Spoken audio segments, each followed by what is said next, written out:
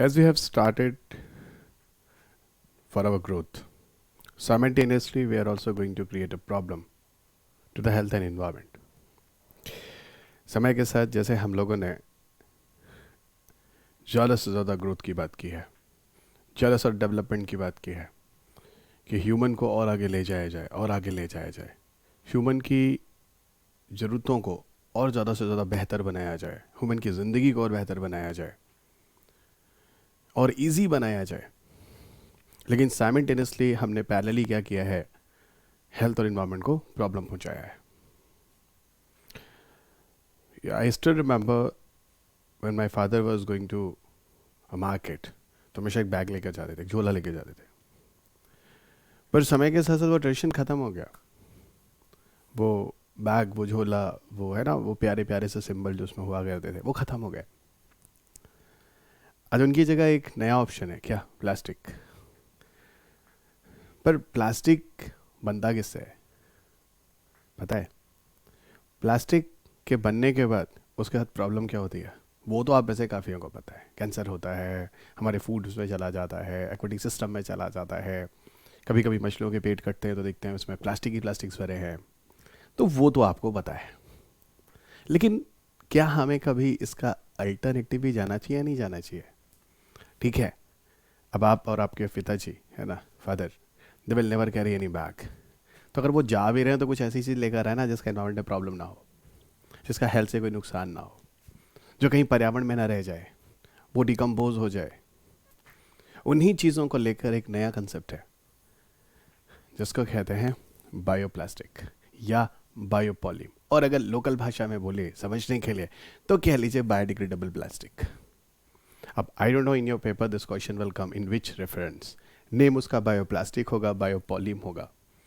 Okay, so you should be safe, so you should know every options. What about the other different terms?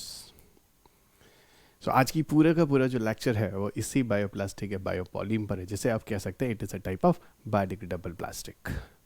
यानी ये environment में नहीं रुकता, यानी ये डिकम्पोज हो जाता है इसके यूज़ के बाद. तो बात होती है आता कहाँ से, वो सारी चर्चा इस लेक्चर में करने वाले हैं. And this lecture is very important for all of you. ये साइंस-टेक का इन्वायरमेंट दोनों से जुड़ा हुआ है. Okay, and as you know very well guys, YouTube पे जो मेरे सेशंस हैं, यहाँ पर इस अकेडमी के सेशन पे वो सारा का सारा आपको करंट्स ही पढ़ाता हूँ, और उससे जुड़े जो एवरग्रीन टॉपिक्स हैं those are very very important for the UPSC and a part of other civil service examinations. Plus आपके नॉलेज के लिए भी बहुत अच्छा है. Okay, so let us start with the bioplastic और biopolymer. So before going to start this lecture, I would like to introduce myself Dr. Ravi Agradi, and I'm taking your classes for Science, Tech and Environment. From last 18 years, I'm in this UPSC Civil Services teaching, and 1,000 plus selections already happen in this field.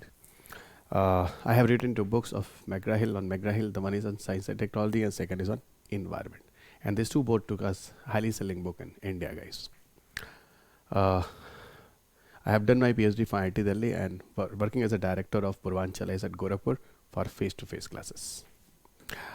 ये मेरा Telegram channel है. दोस्त I will advise to all of you, आप इस channel से मेरे साथ connect रहें. यहाँ पर आपको सारे के सारे लेक्चर्स जो होंगे इसके PDF मिल जाते हैं, जो मैं आपके साथ यहाँ पर लेता हूँ. अनअकैडमी पर मेरा जो प्रोफाइल है, जहाँ पर unacademy.com/@RaviPAgrade2010, यहाँ पर मैं आपको प्लस की क्लासेस देता हूँ, और अ पार्ट ऑफ प्लस मैं आपको इस स्पेशल की क्लासेस भी देता हूँ. ओके, स्पेशली क्लासेस आपके लिए फ्री होती हैं. जहाँ पर बायोलॉजी सेशन चल रहा है वहाँ 11 लेक्चर्स हो चुके हैं, और जो स्पेशल के अलावा जो प्लस की क्लासेस है वो पेड है. वहीं प्लस पर मैं आपको पूरा साइंस एंड टेक और इन्वायरमेंट करा रहा हूँ, जहाँ पे 30-35 क्वेश्चंस आपके पेपर में आते हैं. ये मेरा कोड है Ravi UPSC during joining any course. Okay, आप इसे यूज़ करेंगे तो you will get 10% extra discount.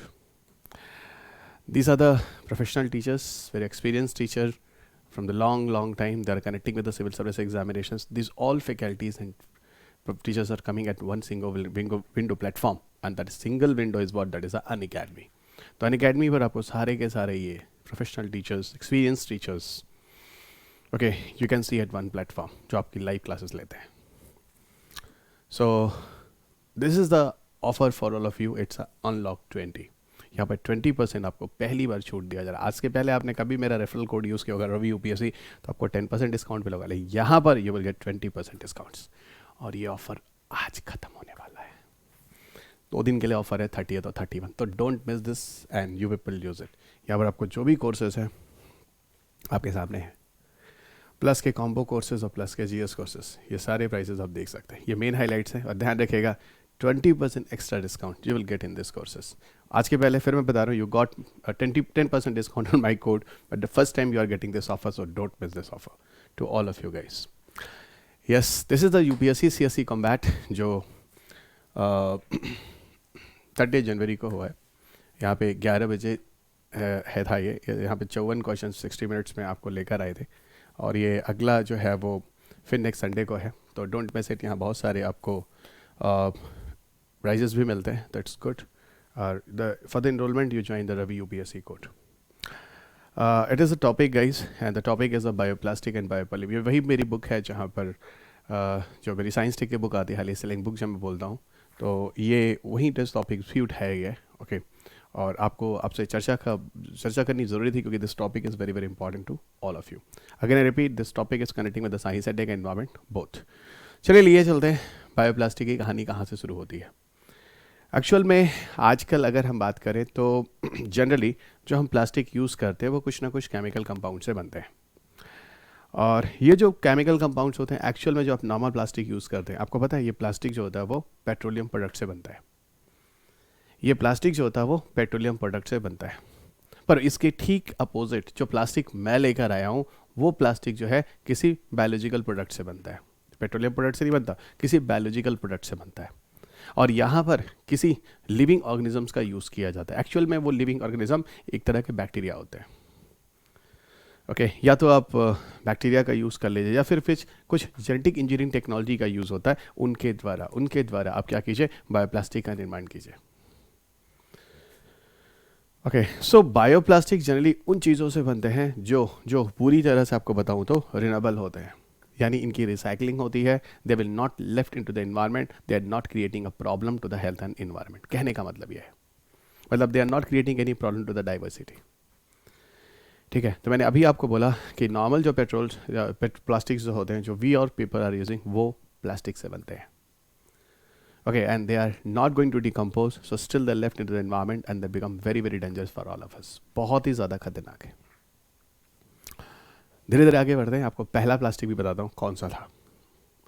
देखिए, ये दुनिया का पहला बायोप्लास्टिक है जो 1926 में तैयार होता है, और उस बायोप्लास्टिक का नाम स्क्रीन पे देख सकते हैं। ओके, द फर्स्ट बायोप्लास्टिक जो दुनिया में तैयार हुआ, that you can see on this, that is polyhydroxybutyrate. कभी ये ऑब्जेक्टिव आपके पेपर में होता तो don't miss it guys.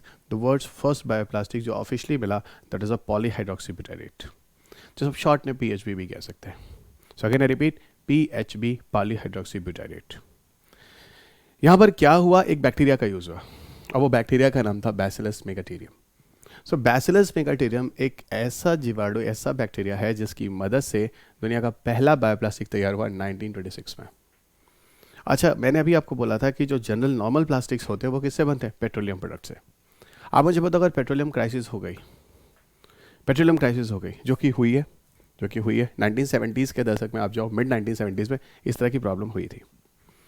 Okay, मैं बड़ी वाली क्राइसिस की बात कर रहा हूँ। छोटे छोटे क्राइसिस आपको अक्सर न्यूज़ में आ जाते हैं, ये पेट्रोल का रेट बढ़ गया, वो दिक्कत हो रही है, लेकिन 1970s में बहुत बड़ी क्राइसिस हुई थी। और जब 1970s में एक बड़ी क्राइसिस हुई थी, तो डेफिनेटली आप समझ सकते हो कि प्लास्टिक के फॉर्मेशन में भी प्रॉब्लम आई होगी। अब इसका एक अल्टरनेटिव चाहिए ना। बायोमासेस तो इंडिया के पास बहुत है, और बायोमासेस ऐसे हैं जिसका कोई यूज़ भी नहीं है। बच्चे खुचे प्लांट वांट गिरते विरते रहते हैं, कोई उसका यूज़ होता नहीं है, फाइन। तो ये कहीं ना कहीं या इतने सारे बायोमास है, सेलुलोज वाले कंपाउंड। सेलुलोज किस में होता है, प्लांट में, प्लांट के सेल वॉल में। तो इतने सारे जो आप देखो ना, आप सुनते होगा कि स्टबल बर्निंग हो रही है। अरे भाई, स्टबल बर्निंग हो रही है, उससे हम उस बायोमास से हम प्लास्टिक बना ले तो क्या बुरा है।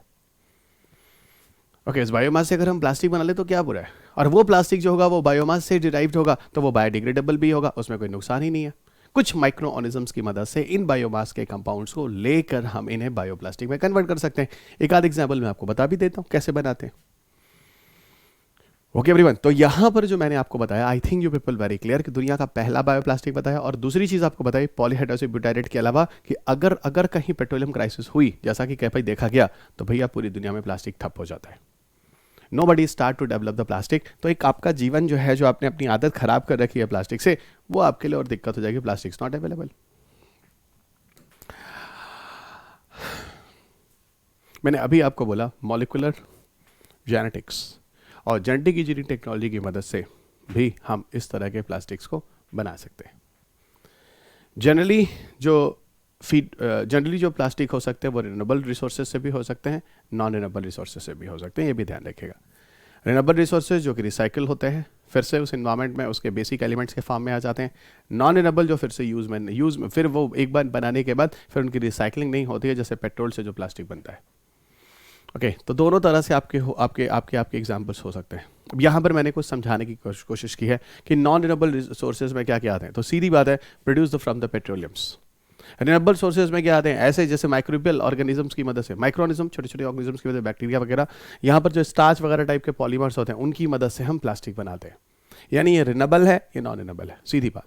आप स्क्रीन पे देख लीजिए, one is renewable, second is non renewable. Okay, और कहीं ना कहीं अगर बताऊं तो ये सारी जैसे सेलुलोजिक मटेरियल है, आप सेलुलोजिक मटेरियल की मदद से भी आप प्लास्टिक बना सकते हैं। It is also possible. अब यहाँ देखो, मैं आपको कुछ और प्लास्टिक के बारे में बता रहा हूँ। द वर्ल्ड्स फर्स्ट बायोप्लास्टिक जो 1936 के आसपास बना, दैट पॉलीहाइड्रोक्सी ब्यूटारेट, यूबीएसई है, कहीं 2-3 नाम और दे दे या किसी स्टेट पीएसएस में नाम दे दे। पीएलए क्या है, पीएचए क्या है, पीएचबी क्या है, तो यू रिमेंबर ये सारे के सारे बायोप्लास्टिक है।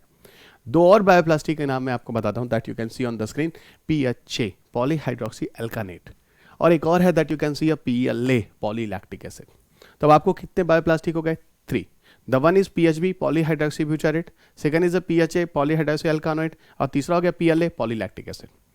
तो ये PHB, PHA और PLA ये सारे के सारे बायोप्लास्टिक हैं, आप ध्यान रखिएगा। These all are bioplastic, ये पेपर रिमेंबर। ठीक है, अब मैं आपको ना एक काम करता हूँ, एक बायोप्लास्टिक बना के दिखाई देता हूँ दोस्त, और दिखा दूंगा तो उसके बाद फिर आप कभी कंफ्यूज नहीं होगे। एक काम करो यहाँ पर मैंने कुछ कोशिश भी किया एक बायोप्लास्टिक बनाकर समझाने के लिए। ठीक है, चलो मैं आपको समझा देता हूँ। फिलहाल यहाँ स्क्रीन पे नहीं दिख रहा तो मैं आपको समझा देता हूँ। It's very simple. एक काम करो आप, you will know about starch. Starch तो आप में से हर कोई जानता होगा। स्टार्च एक तरह का कार्बोहाइड्रेट होता है, और ये कार्बोहाइड्रेट्स में भी कई ग्रुप होते हैं, मोनोसेक्राइड, ऑलिगोसेक्राइड, पॉलीसेक्राइड। एक्चुअल में ये जो आता है ये पॉलीसेक्राइड के ग्रुप में आता है। एक पॉलीसेक्राइड है, काफ़ी कॉम्प्लेक्स कार्बोहाइड्रेट में। कहाँ होता है? बहुत सारी चीज़ों में आपको मिल जाएगा। मैं एक कॉमन एग्जांपल बताता हूँ that you people know very well. Potato में बहुत होता है। पोटैटो, आलू। घर में एक बच्चा अगर कुछ खाए या ना खाए, लेकिन पोटैटो जरूर खाता है। वही पोटैटो। कोई भी सब्जियां नहीं खाते बच्चे, लेकिन पोटैटो तो जरूर खाते हैं। पोटैटो की चिप्स, फिंगर चिप्स, क्या क्या आ जाए, मतलब देयर इज मेनी ऑप्शंस। तो छोड़िए वो तब, है ना, बड़ी मज़ेदार वो भी चीज़ है कि बच्चे क्या खाते हैं। तो स्टार्च होते हैं आलूज में।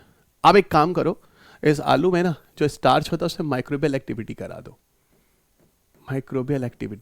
और ये जो माइक्रोबियल एक्टिविटी कराओगे क्या होगा? स्टार्च कन्वर्ट हो जाएगा लैक्टिक एसिड में। देखो स्टार्च किस में कन्वर्ट हो जाता है? लैक्टिक एसिड में। तो starch convert into lactic acid. ठीक है, स्टार्च लैक्टिक एसिड में आ गया। अब एक काम करो, इसी तरह से स्टार्च से बहुत सारे लैक्टिक एसिड बन जाएंगे। ओके, और सारे के सारे लैक्टिक एसिड,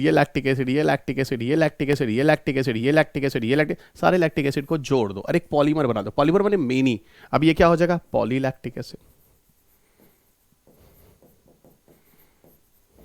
और पॉलीलैक्टिक एसिड क्या है? एक बायोप्लास्टिक, जिसको अभी आपने क्या बोला था? पीएलए। बड़ा इंटरेस्टिंग लग रहा होगा ना सर, ये तो आपने पोटैटो से आपने प्लास्टिक बना लिया। हाँ, बना लिया। ऐसे बहुत सारे स्टार्ची मटेरियल हैं, लेकिन अब आपके दिमाग में एक और क्वेश्चन आ रहा होगा, सर ऐसे तो दुनिया के सारे प्लास्टिक जो होंगे वो पोटैटो से बना देंगे सर, तो पोटैटो खाएंगे कैसे सर? अरे सुनो, घबराओ नहीं, बच्चों को फिंगर चिप्स मिलेगी।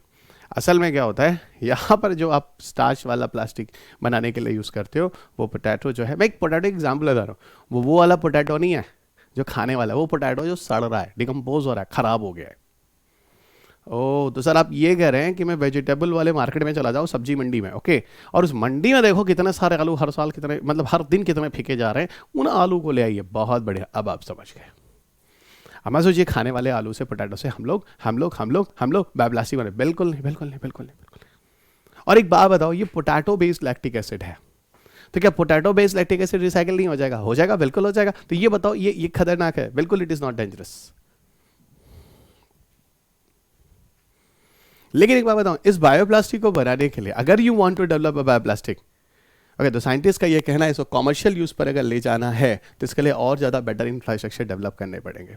और सिर्फ इंफ्रास्ट्रक्चर ही नहीं, दो सबसे बड़ी बात तो आपके दिमाग में जो गंदा कीड़ा भरा हुआ है ना, चल के प्लास्टिक ले लेंगे, तब तक वो रिजॉल्व नहीं होगा ना, तब तक आप कुछ कर नहीं पाएंगे इस देश को, पूरी दुनिया को प्लास्टिक फ्री। हमारे honourable prime minister Shri Narendra Modi ji, पता है 2022 का टारगेट रखा है, क्या रखा है?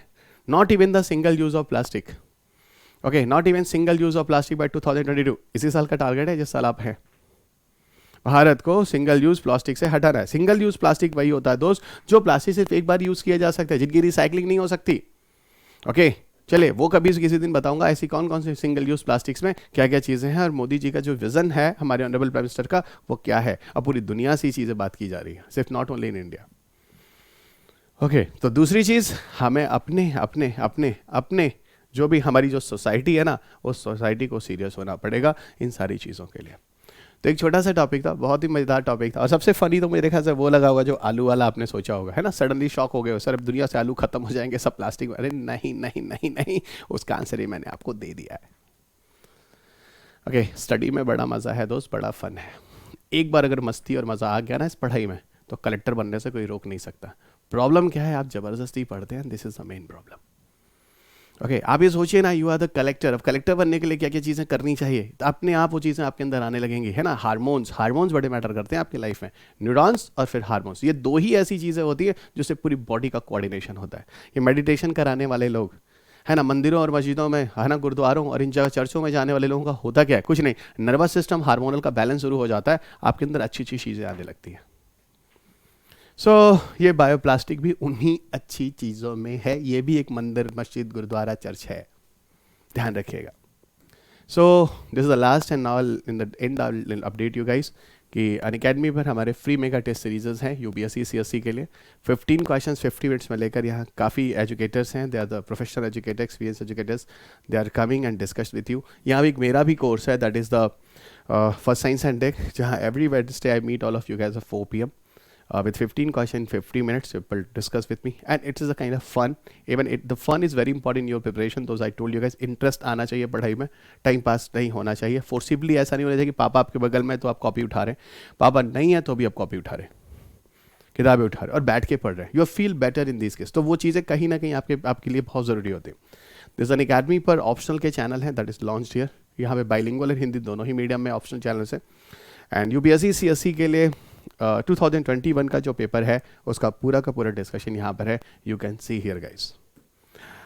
अनअकैडमी पर एक्चुअल में अगर हम बात करें तो ये आइकॉनिक सब्सक्रिप्शंस हैं। Iconic subscriptions I will suggest to all of you. यहाँ पे एक मेंटोर आपको मिलता है जो पूरी की पूरी आपकी प्रिपरेशन में हेल्प करता है।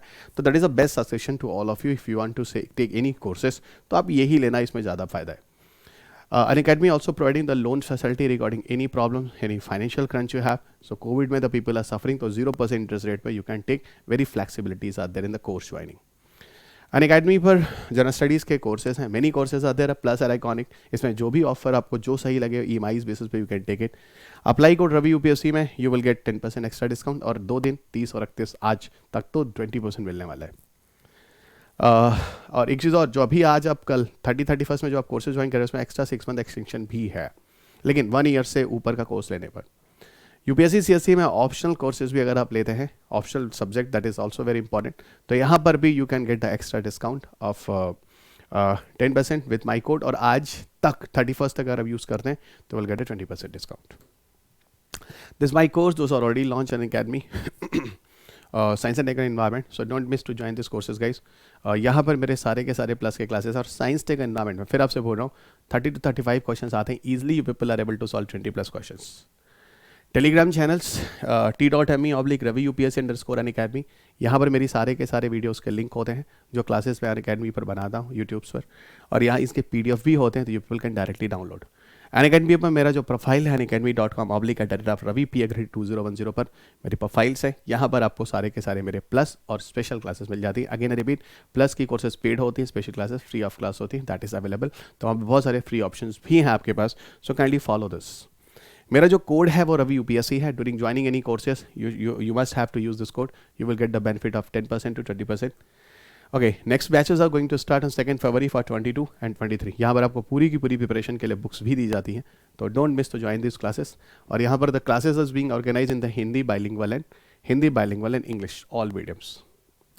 So at last, I'd like to tell you guys, don't forget to subscribe this channel. घंटा बजाना मत भूलिएगा. And don't forget to like and share this whole entire videos. And in the last, don't miss to download this PDF from the Telegram group. Those I told you guys. So thank you everyone. Meet you in the next lecture with some new energy, with same energy. And take care of yourself. अपना ख्याल रखिए. स्वस्थ रहिए, खुश रहिए, मस्त रहिए. जय हिंद.